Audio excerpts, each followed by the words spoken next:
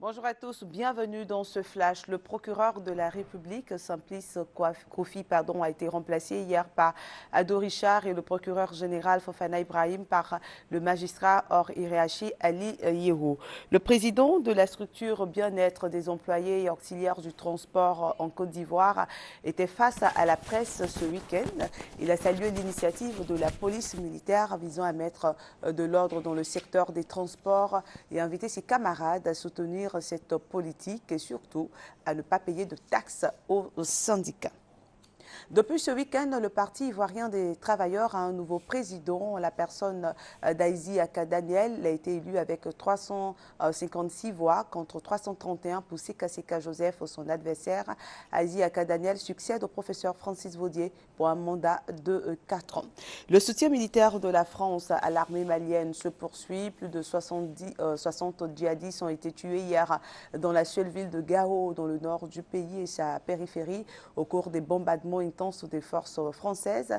Et la France, proclamant en guerre contre le terrorisme au Mali, a bloqué vendredi la progression des groupes armés. Des djihadistes ont annoncé aujourd'hui qu'ils allaient frapper le cœur de la France.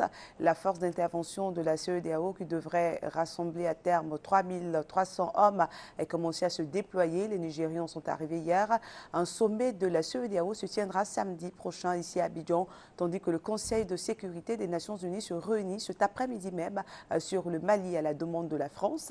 La visite du Premier ministre malien Diongo Sissoko en Algérie prend fin aujourd'hui. L'Algérie a autorisé sans limite le survol de son territoire par les avions français en route vers le Mali. Les islamistes somaliens ont affirmé qu'ils décideraient d'ici ce soir du sort de l'otage français qu'ils détiennent et dont ils assurent qu'il est toujours en vie. Les autorités françaises craignent que le militaire ait été exécuté par ses geôliers lors d'un raid infructueux mené samedi par des commandos français. Et puis en Égypte, la Cour de cassation a annulé le verdict contre Hosni Moubarak, l'ancien président égyptien condamné à vie pour la mort de 850 personnes, avait fait appel. C'est sous les vivas des partisans de l'ancien Raïs que la justice égyptienne a ordonné dimanche l'ouverture d'un nouveau procès pour l'ancien président Hosni Moubarak, condamné en juin à la prison à vie pour la répression de 2011. La Cour de cassation a accepté l'appel de l'ancien président et de ses deux fils. Âgé de 84 ans, Hosni Moubarak était le premier dirigeant emporté par les révolutions des printemps arabes à être jugé après 3 décennies à la tête de l'Égypte. Des centaines de policiers israéliens ont évacué tôt dimanche le campement de quelques 200 militants palestiniens installés depuis 2 jours sur le site du projet E1 entre la Cisjordanie et Jérusalem-Est occupée. Les activistes palestiniens avaient dressé ce camp dans le cadre d'une résistance non violente aux implantations et à l'occupation israélienne. 6 militants ont été blessés par les policiers pendant l'expulsion. Nouvelle affaire de viol collectif dans un autobus en Inde. La police a annoncé l'arrestation de 6 hommes dans le nord de l'Inde, suspectés d'avoir violé une femme de 29 ans. Un 7e suspect est toujours recherché par la police. La victime, passagère d'un bus, a été enlevée et conduite de force dans un endroit inconnu. Ce fait divers rappelle l'affaire de New Delhi, où une étudiante avait trouvé la mort après avoir été battue et violée par 6 hommes dans un autobus.